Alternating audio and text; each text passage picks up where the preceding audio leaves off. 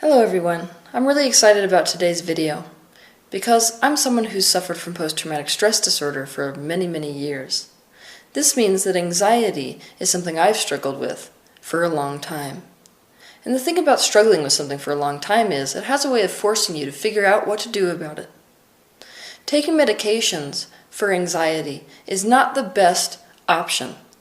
Not only is it the least effective way that you can deal with anxiety, it's very harmful to the body to take these medications, and these medications are addictive. Anytime you take something, a medication, a chemical, your body compensates for the presence of that chemical within your system. So what your brain essentially does is it stops producing the chemicals that you're taking via that pill. So what you'll find when you try to go to get off that pill is that your body is no longer producing those chemicals on its own. There's a lag time between the time that you've stopped taking the medication and the time that your body recompensates for the absence of that chemical. And most people can't make it through that lag time. In other words, living life is just too painful off of the medication because the body hasn't recompensated fast enough for the person to be able to cope with their life. Anxiety is a worldwide problem. It is a problem where our own biology, which was designed to ensure our survival as hunters and gatherers, is sabotaging our bodies and minds. When we feel fear or stress, our body releases cortisol, which is a stress hormone. This cortisol release is part of a fight or flight response. Back in the day, it enabled us to do things like jump out of the way of an attacking predator or a falling rock. In today's world, those kinds of dangers aren't as relevant. But even though they aren't relevant, we still have the same biological reaction to stress. Anytime we perceive danger, our body reacts the same way it would if our survival were at risk, and our fight or flight response is triggered. The body releases cortisol when we get cut off on the highway. Our body releases cortisol when we think about being unable to pay the bills on time. Our body releases cortisol when we are approached by our boss. What's more, our body releases cortisol every time we think a fearful thought. Basically, instead of our modern lives being less stressful, they're an absolute minefield of stress-inducing scenarios. This means that cortisol, the stress hormone, is wreaking havoc on us in our day-to-day lives. Elevated cortisol levels doesn't just affect the way we feel emotionally. It interferes with learning and memory. It lowers immune function and bone density. It causes an increase in weight gain, blood pressure, cholesterol, and heart disease. It can trigger other mental illnesses. It increases the likelihood of depression, and it lowers our resiliency. Anyone who suffers with anxiety has a problem with one of our basic human needs, and that basic human need is certainty. What do we mean by certainty? We mean that feeling of internal security, that we know that we can avoid pain and gain pleasure. Those of us who have anxiety don't know that this is true. That basic human need isn't met. Instead, we feel powerless to our own lives. We feel fear relative to our own lives. And that causes our body to trigger the fight or flight response. It causes us to release cortisol. And when that happens, we feel more anxious. So our body releases more cortisol. And that causes us to feel more anxious, which causes us to release more cortisol. And now we're caught in a snowball. We can't stop feeling anxious. Our anxiety snowballs into serious panic attacks because we don't have the ability to meet our own need of certainty. Normally there would be an outlet for this rush of anxiety when the fight or flight response is triggered, such as running away from the perceived threat or screaming and crying, which burns up cortisol within the body. But in today's modern world, there is no obvious course of action for the anxiety we feel. There's no outlet for that energy, so we have to create one, or many. One of the best ways to do this is through exercise on a daily basis. Any aerobic or cardio activity will burn cortisol. It will create an outlet to release the pent-up energy that is associated with a fight or flight response. And 20 to 30 minutes is all you need to engage your body's natural ability to produce endorphins. Endorphins are a bit like naturally occurring opiates. They relax you and induce a feeling of well-being. Eating foods that reduce anxiety is really important. There are foods that increase your anxiety, and there are foods that decrease your anxiety. It's important that you choose a diet that stabilizes your blood sugar. When your blood sugar drops and it's low, the portion of your brain that's in charge of the fight or flight response is triggered, so you're more likely to feel anxiety throughout your day. Avoid fried foods, caffeine, high glycemic carbohydrates, sugar, and alcoholic beverages. Some foods to include in your diet that have been shown to reduce anxiety for various reasons are seaweed, also called nori, kimchi, whole grains such as brown rice, farro, and quinoa, blueberries, dark chocolate, maca root, vitamin B12 and vitamin B6, omega-3 fatty acids like flaxseed oil, chamomile tea, oolong tea, and oat straw tea, nuts, pumpkin seeds, and edamame. Any kind of meditation, visualization, or relaxation technique, such as yoga, qigong, or tai chi, will lower cortisol levels in the body. So sign up for those classes. Form close-knit human bonds. It's been shown over and over again that when we form connections with other people, we are reducing cortisol within the body. Our parasympathetic nervous system is sedated when we are in close physical contact with other people, when we feel a sense of connection with them. Develop these connections. Humans are a social species. Isolation will increase your anxiety. Seek opportunities to laugh. When you're laughing, your body can't perceive that it is in danger because you're sending it the message that it's safe. So watch that stand-up comedian. Watch those YouTube shows that make you laugh. Seek any kind of fun that you can find. This will significantly reduce your levels of anxiety. It's also really important to get enough sleep. Let yourself get 8 hours a night at least. Sleep is designed to reduce stress levels. When you fall asleep, you are realigning with your non-physical perspective. You're releasing all of the resistance that you carry with you on a daily basis. You're coming into alignment, into a state of allowing, which is the opposite of anxiety. Allow yourself the opportunity to release your resistance in this way. Sleep is essential for those people who suffer from anxiety. Your fight or flight response is triggered when you don't get enough sleep, in the same way that it's triggered by low blood sugar. So it's really important that you let yourself get at least 8 hours a night. Sleep is the opportunity for you to come into alignment, to release all of the resistance that you've built up in your day-to-day life. Take advantage of that opportunity. Release your emotion. One of the best ways to do this is to talk to someone about it. Or if you don't want to do that, to release your emotion by writing or typing it out. I don't want you to judge what's coming up. Whenever you feel anxiety, just sit down with that paper in front of the computer and start typing anything that comes out. All of your worry and stressful thoughts. I want you to just type them as fast as you can possibly type them without judging them. I want you to put down anything, no matter how nonsensical it may seem. Your body needs to release that energy, so let it release that energy. I have an example of a page that I wrote this week to release my own anxiety. So this is what this will sound like.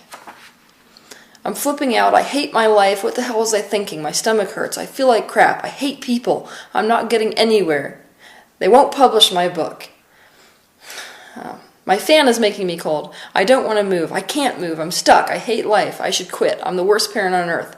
I'm not hungry. I hate that everyone expects me to make breakfast. God damn it. I have a session today. I don't want to do it. What the hell am I going to say to them? Kill yourself now because it doesn't get better? Fuck my life.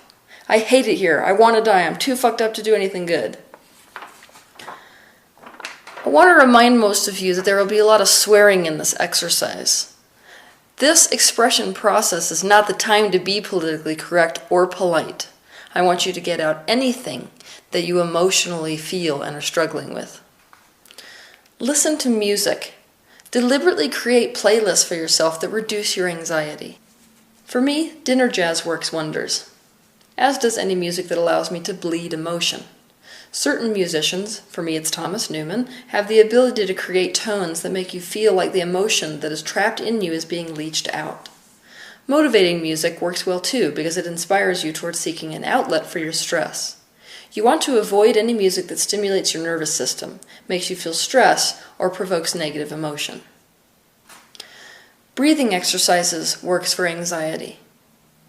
That is, taking a long deep breath in and a long deep breath out, breathing deep into your belly instead of staying up here in shallow breathing where you're just pulling energy into your lungs.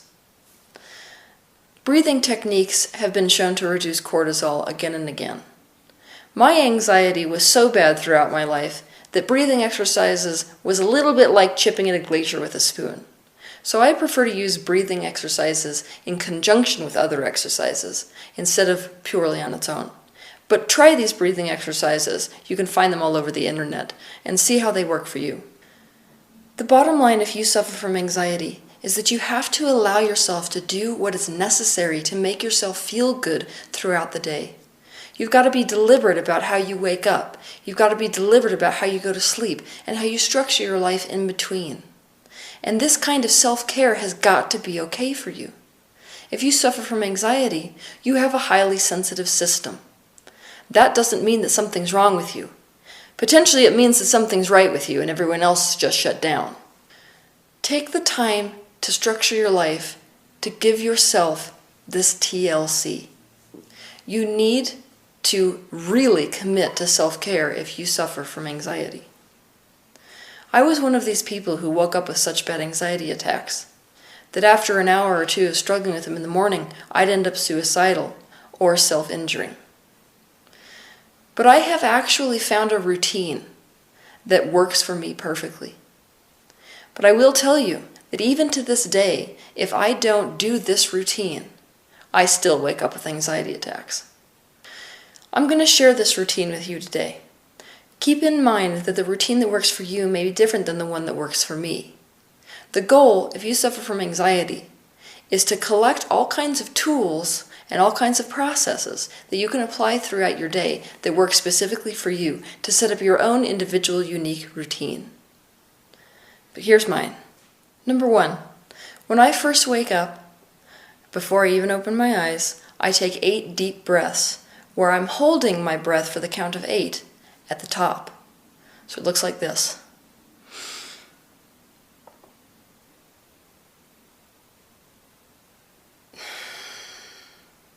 I do that 8 times.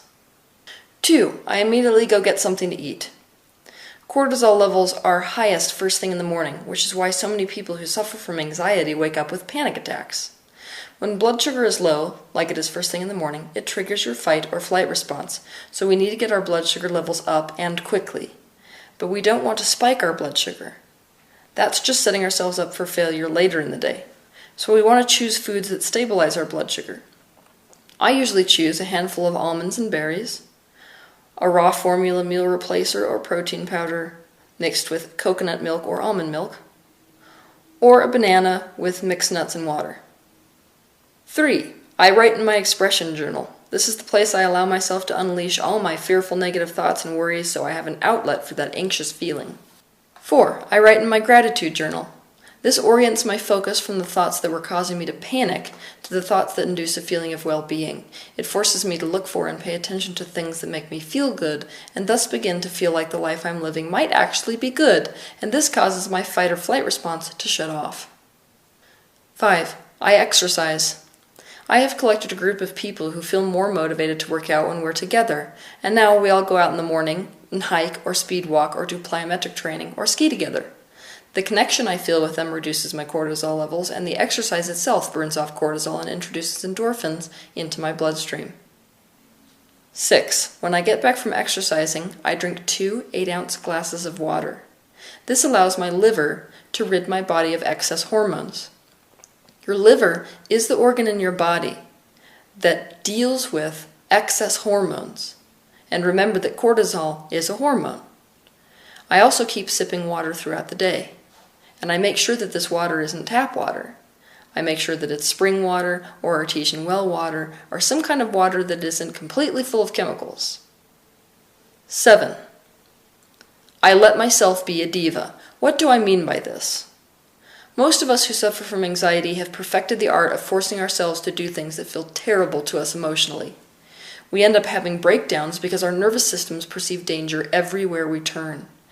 We need to allow ourselves to live a little unconventionally and do unconventional things if it would enable us to feel safer and more relaxed.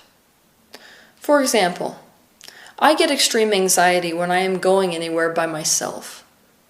The traditional model of dealing with fear says that you should force yourself to be alone so that your body will desensitize to it.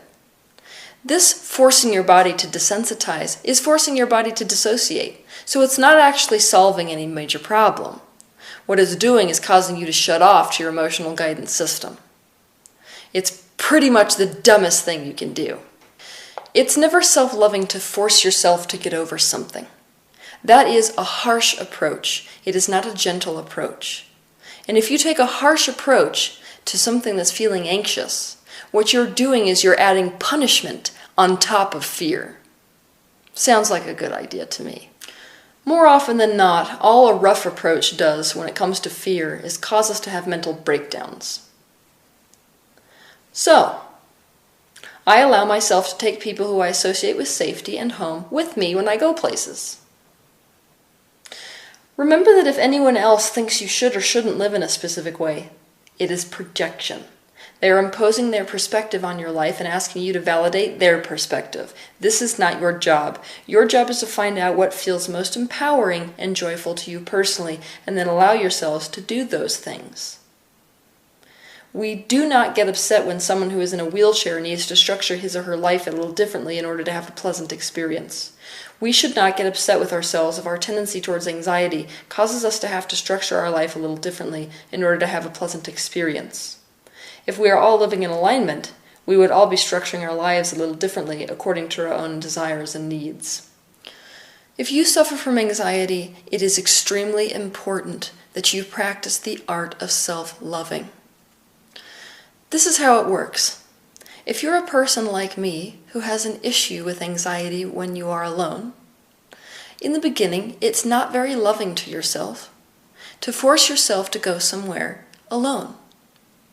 But eventually you might find that something happens. It no longer feels empowering, it no longer feels self-loving and good for you to be stuck in a situation where you can't go places alone. And that's the time that you can start venturing out and practicing being alone, practicing taking trips alone. And only at that point will that action be self-loving. Only at that point will it be in alignment with your empowerment instead of fuel your anxiety. So you need to be very honest with yourself about where you currently are. And you need only take steps towards self-love.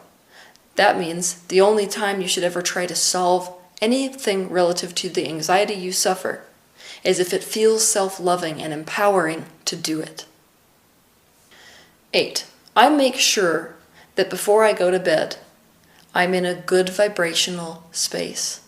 That means I watch funny movies. I watch proposal videos on YouTube. I play board games. I cuddle with my communal family members. I do anything that puts me in a good mood so that my focus is not on worry. This is a good time to write in your gratitude journal. Sometimes right before I go to bed, I sit down and I write an entire list of things that I feel grateful for throughout the day. We dream in accordance with what we think about during our day-to-day lives, especially what we think about right before we go to bed. So you don't want to have nightmares based on thinking about things that cause you to feel anxiety right before you go to sleep. And another thing, when you wake up and you rephase with your physical body, you will pick up where you left off. Meaning that if you've been thinking about things that cause you to feel anxious, you will pick up in an anxious state of mind. And that will set your day off already on a very bad foot. So you want to make sure to structure your life, especially relative to before you go to bed, in a way that you're building a platform for success for the day that you're about to lead when you wake up in the morning. 9. I ask someone to rub my feet or tickle my skin softly when I'm laying in bed. This physical contact makes me feel safe, and like all human connection, it reduces cortisol levels in my body. If the idea of physical contact makes you more anxious, you can buy handheld massagers, massager pillows, and massage chairs to help you wind down at the end of the day. 10. I am very deliberate about what I eat. I've structured my diet in a way that stabilizes my blood sugar all day long. I make sure that I eat small snacks throughout the day instead of eating 3 large meals and letting my blood sugar drop in between. I have found that diet is one of the most important keys to controlling my anxiety.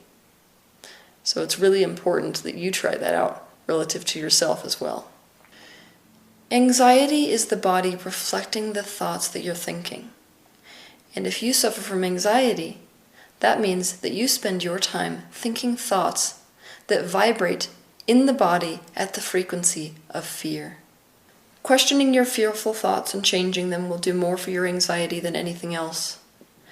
When you feel that feeling of anxiety, try to identify the thought or thoughts that you are thinking and question them one by one.